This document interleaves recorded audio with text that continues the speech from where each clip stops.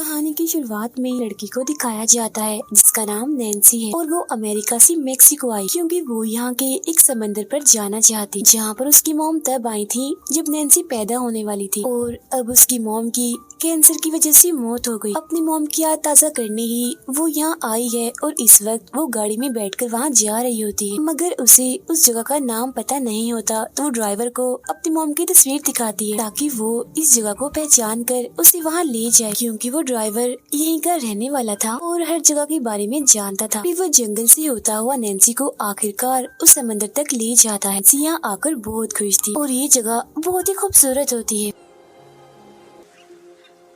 Driver Nancy से पूछता है तुम वापस कैसे जाओ, जिस पर वो कहती है मैं कोई गाड़ी लेकर चली जाऊंगी और वो उसका शुक्रिया अदा करती है क्योंकि वो ही उसे यहाँ तक लाया था। जिसके बाद वो यहाँ से चला जाता है। ये जगह पूरी तरह सुनसान थी। नैन्सी के अलावा वहाँ समंदर में बस दो ही लोग थे जो सर्फिंग कर रहे। सर्फिंग यानी बोट के जरिए समंदर की ऊंची ऊंची लहरों पर चलना, इंजॉय करना। क्योंकि वो भी यहाँ पर सर्फिंग करने आई थी इसीलिए वो अपना सर्फ बोर्ड लेकर पानी में चली जाती है। सर्फिंग करने के लिए ऊंची ऊंची लहरों का इंतजार करना होता है और जब नैन्सी इंतजार कर रही थी तो वो दो लड़के जो समंदर में थे उससे बात करने की कोशिश करती है। नैन्सी उन्हें अपने बारे में बताने लगती है कि मैं अमेरिका से हूँ। वो कहते हैं ओह वाओ अच्छी बात है, बट अमेरिकन यहाँ बहुत कमाते हैं। वो उनसे कहती है यहाँ पर कुछ ऐसा है जो मुझे पता होना चाहिए, तो तुम मुझे उसके बारे में बता दो। वो कहते हैं कि समंदर में दो चट्टानें ऐसी हैं जो दिन में एक बार पूरी तरह से पानी में डूब जाती हैं, क्योंकि ऐसा तब होता है जब पानी का लेवल बढ़ता है। अब यहाँ देखते ही देखते समंदर में बड़ी बड़ी ऊंची लहरें आना शुरू हो जाती, जहाँ ये तीनों भी समंदर की लहरों के साथ सर्फिंग करने लगते हैं। तीनों को काफी मजा आ रहा था।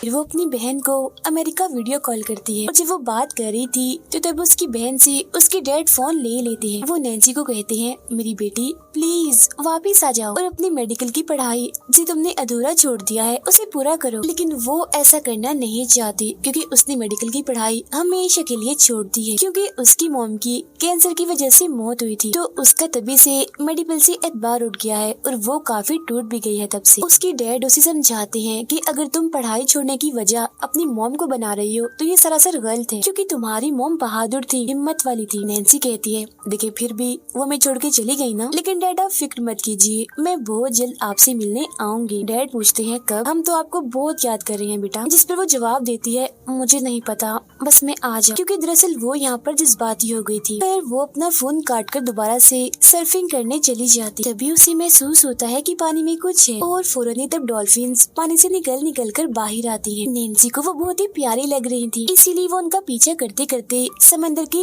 और अंदर आ जाती है। वो देखती है कि यहाँ एक काफी बड़ी व्हेल मछली है जो मरी हुई है और उसके ऊपर बहुत सारे परिंदे बैठे हुए हैं। फिर अब यहाँ लहर एक बार फिर से आ जाती है, जहाँ नैन्सी एक बार फिर सर्फिंग करने लगती है, मगर तभी अचानक से उसके बोर्ड से कोई चीज टकरा जाती है, जिससे वो कंट्रोल से बाहर होकर समंदर के काफी नीचे जाके गिरती है। उसका बोर्ड भी उससे अलग हो चुका है। फिर वो जैसे तैसे करके ऊपर आती है और फौरन अपनी बोर्ड को पकड़ लेती है। फिर जैसे ही वो उसके ऊपर चढ़ती है, पानी में से कोई चीज उस पर हमला कर देती है और अपनी तरफ खींचने लगती है, जिससे पानी में चारों तरफ बस खून ही खून दिखाई दे रहा था। मगर फिर भी वो जैसे तैसे करके पानी से बाहर आ ही जाती है और तैरकर व्हेल मछली की तरफ जाने लगती है, क्योंकि नैन्सी के सबसे करीब वही किनारे पर वो जा नहीं सकती क्योंकि वो बहुत दूर है। जब वो व्हेल मछली की तरफ जा रही थी तो पानी में वो चीज भी उसका पीछा कर रही होती है, जो और कुछ नहीं बल्कि एक शार्क थी। मगर इससे पहले वो उसके पास पहुँचती, नैन्सी व्हेल मछली के पास पहुँचकर उसके ऊपर चढ़ जाती है। शार्क ने नैन्सी की टांग को काफी जख्मी कर दिया था, जिससे खून निकल रहा था। वो किसी तरह दर्द सहकर अपनी टांग को बांध लेती है ताकि उसका खून रुक जाए। यहाँ वो दो लड़की जो नैन्सी के साथ सर्फिंग कर रही थी वो वापस जा रहे होते। व्हेल मछली पर खड़े होकर नैन्सी उन्हें हाथ हिलाती है, अपनी मदद के लिए रोकती है, आवाज लगाती है, लेकिन वो उसकी तरफ देखती तक नहीं है क्योंकि वो उससे काफी दूर थे, इसीलिए उसकी आवाज वो नहीं सुन पा रही थी। और फिर गाड़ी लेकर वो यहाँ से चले जाते हैं और अब नैन्सी एक सुनसान जगह पर समंदर के बिल्कुल बीचों बीच एक मरी हुई व्हेल मछली के ऊपर फंस चुकी। वो पानी में भी नहीं जा सकती क्योंकि वो शार्क उसे मार देगी।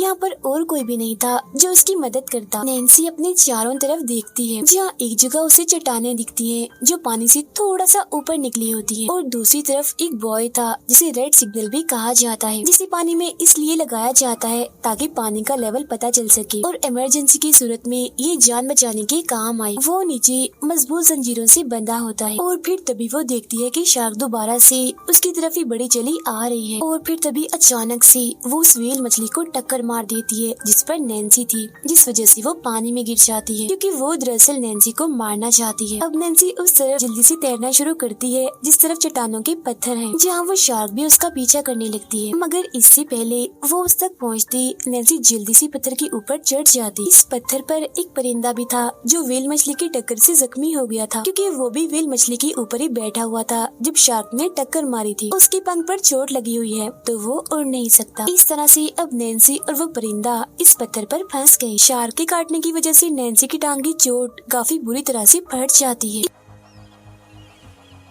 इसीलिए वो अपने कान से बालियां निकालकर अपने टांग के उस हिस्से पर लगाती है जहाँ से उसका मांस फटा हुआ है। ऐसा करते हुए जाहिर है उसे काफी दर्द हो रही। वो एक तरह के टांके लगा रही थी जिसमें वो अपनी बालियों का इस्तेमाल कर रही थी। फिर वो अपने जैकेट को अपने टांग से बांध लेती है। आहिस्ता आहिस्ता करके अब पूरी तरह से रात हो गई होती है, और फिर तभी वो देखती है कि उसका सर्फिंग बोर्ड पानी में है। वो उसे लेना चाहती है, इसीलिए आसपास देखती है कि शार्क तो नहीं, और जब उसे यकीन हो जाता है कि शार्क नहीं तो वो पानी में उतरकर आराम से बोर्ड की तरफ बढ़ने लगती है। और फिर तभी वो देखती है कि शार्क उसी की तरफ ही आ रही है, इसीलिए वो जल्दी जल्दी वापस आती है और एक बार फिर पत्थर पर चढ़ जाती है, जिससे जाहिर है नैन्सी की टांग में काफी दर्द होती है। इसके बाद सुबह हो जाती है। नैन्सी देखती है कि समंदर के किनारे एक शराबी लेटा हुआ है। वो उसे जोर जोर से आवाजें लगाने लगती है, उठो प्लीज, मेरी मदद करो, क्योंकि ये आदमी उससे इतना दूर नहीं होता। इसीलिए नैन्सी की आवाज़ सुन लेता है और फौरन ही उठ जाता है। तब नैन्सी उसे इशारों से समझाती है कि उस तरफ जाओ, वहाँ मेरा बैग है जिसके अंदर फोन है, तुम किसी को फोन करो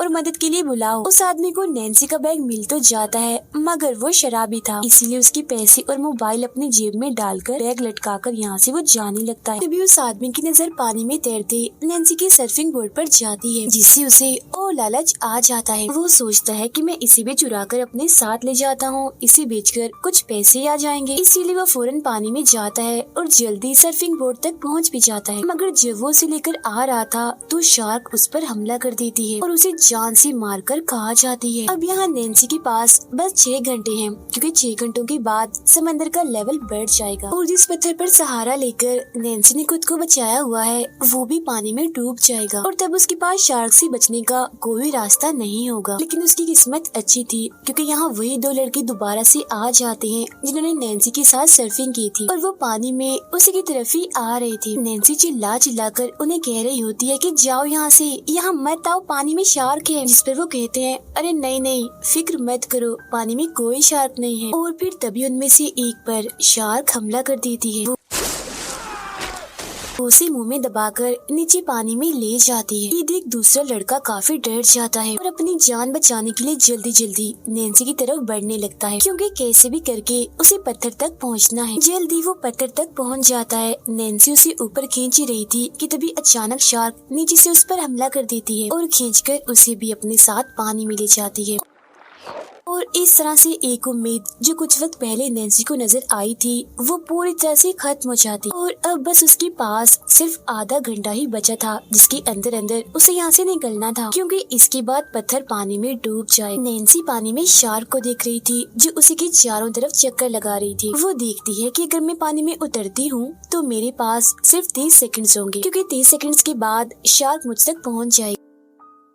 उसी पानी में एक हेलमेट दिखता है जिसके ऊपर एक कैमरा था, और ये उसी लड़के का था जिसे नैन्सी ऊपर खींच रही थी। वो पानी में उतरती है मगर कैमरा उसके हाथ नहीं लगता, क्योंकि वो उससे दूर जा चुका था। और तो शार्क उसके पास आकर पत्थर के ऊपर आने की कोशिश करती है, क्योंकि पत्थर के ऊपर थोड़ा थोड़ा सा पानी था, और इस वजह से नैन्सी पत्थर से नीचे पानी में गिर जाती। अब शार्क भी उस तक आना चाहती थी, मगर यहाँ नुकीले पत्थर और झाड़ियाँ थी जिसमें वो शार्क अटक जाती है, जिसका फायदा उठाकर नैन्सी वापस उसी पत्थर पर आ जाती है जहाँ वो पहले थी। और वो अपने साथ हेलमेट लाने में भी कामयाब हो चुकी थी, जिस पर कैमरा था। कैमरा में वीडियो बनाने लगती है जिसमें वो कहती है कि यहाँ एक व्हेल मछली मरी हुई और पानी में शार्क है। शार्क ये समझ रही है कि मैं उसके खाने के बीच में आ गई हूँ, जब भी तो वो बार बार मुझ पर हमला कर रही है। इसके बाद नैन्सी अपने डैड और बहन के लिए भी मैसेज रिकॉर्ड करती है। वो कहती है, मैंने कभी नहीं सोचा था कि मैं आप लोगों को इतना याद करूँगी, लेकिन हाँ, आप लोग मेरी फिक्र जरा भी मत करना, क्योंकि यहाँ मैं अकेली नहीं हूँ, बल्कि मेरे साथ मेरा एक छोटा सा साथी है। ये कहकर वो कैमरा में उस परिंदे को दिखाती है जिसके साथ है। आगे वो कहती है, डैड,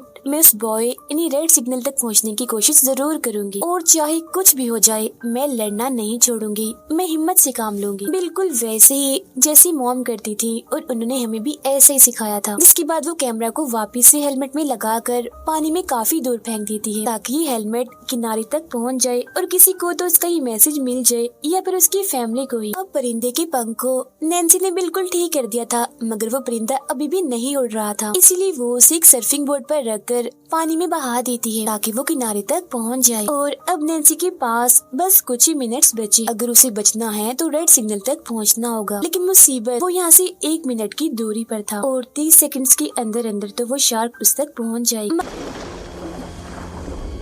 अगर ये करने के अलावा उसके पास और कोई रास्ता नहीं था। और अब वो पानी में कूदने की तैयारी कर रही होती है क्योंकि उसकी टांगे तकरीबन पानी में डूब चुकी हैं। तभी वो देखती है कि बहुत सारे जेली फिशेस ऊपर की तरफ आ रही हैं और जेली फिशेस के पास जो भी तैरता है वो उसे डंक मारती है। और नैन्सी ने पानी में देखा था कि जब शार्क उसे मारने के लिए आई थी तो पानी में नुकीली झाड़ियाँ उसे चुभी थी, जिससे शार्क को काफी तकलीफ हुई थी। तो वो समझ जाती है कि अगर मैं जेली फिशेस के पास तैरूंगी तो शार्क वहाँ पर नहीं आएगी। और अब नैन्सी पानी में कूद जाती है जहाँ शार्क भी उसके पीछे आने लगती है और ठीक 30 सेकंड्स के बाद शार्क उस तक पहुँच जाती है। मगर तब तक नैन्सी पानी के नीचे जेलीफिश के बीच खुद को फंसा लेती है ताकि शार्क उस तक ना पहुँच पाए। और ऐसा होता भी है, जब शार्क उस तक पहुँचने की कोशिश करती है तो जेलीफिश के डंक की वजह से वो पीछे हट जाती है और नैन्सी तैरते हुए जल्दी से सिग्नल की जंजीरों तक पहुँच जाती है, जिसे नीचे मजबूत रॉड से बांधा हुआ था। जिसके बाद वो ऊपर की तरफ तैरने लगती है जहाँ शार्क भी एक बार फिर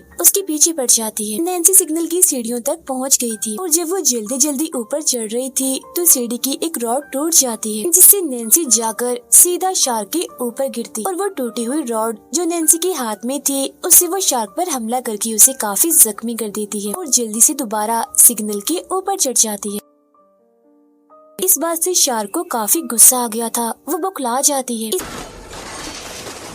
इसीलिए सिग्नल पर हमला कर देती है, जोर जोर से उसे टक्कर मारती। मगर नैन्सी को कुछ नहीं होता क्योंकि वो तो अब सिग्नल के ऊपर थी। अब नैन्सी की किस्मत एक बार फिर उसका साथ देती है क्योंकि पानी में उसे एक शिप दिखाई देती है। वो सिग्नल पर पड़ी एक फ्लेयर गन से उन्हें सिग्नल भेजती है आसमान की तरफ। उस फ्लेयर को चलाती है कि मैं यहाँ हूँ, अभी जिंदा हूँ, मगर कोई फायदा नहीं होता क्योंकि तब तक शिप मुड़ चुकी थी और वो उसकी छोड़ी फ्लेयर को भी नहीं देख पाते। और यहाँ शार्क भी लगातार सिग्नल को टक्कर मार कर उसे गिराने की कोशिश कर रही होती है क्योंकि उसके ऊपर नैन्सी थी इसलिए। तभी वो देखती है कि व्हेल मछली के आसपास बहुत सारा तेल है क्योंकि दरअसल मरी हुई व्हेल मछली के अंदर से तेल निकलता है। और जब शार्क तेल पर से होती हुई नैन्सी की तरफ बढ़ रही थी तो नैन्सी फ्लेयर गन तेल पर चलाती है, जिससे वहाँ आग फैलती हुई शार्क को भी लग जाती है और उसका पूरा जिस्म जलने लगता है।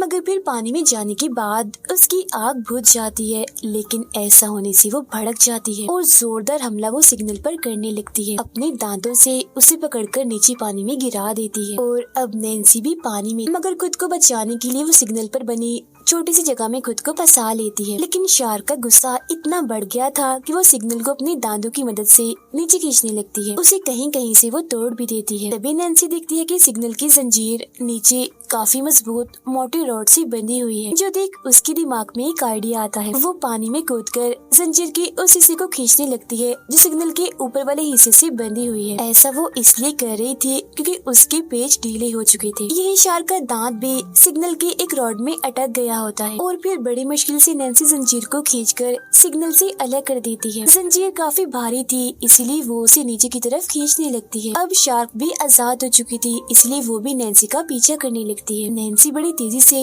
नीचे की तरफ जा रही थी, इसके बिल्कुल पीछे शार्क भी थी, लेकिन इससे पहले नीचे बड़ी बड़ी रॉड से नैन्सी का जिस्म टकराता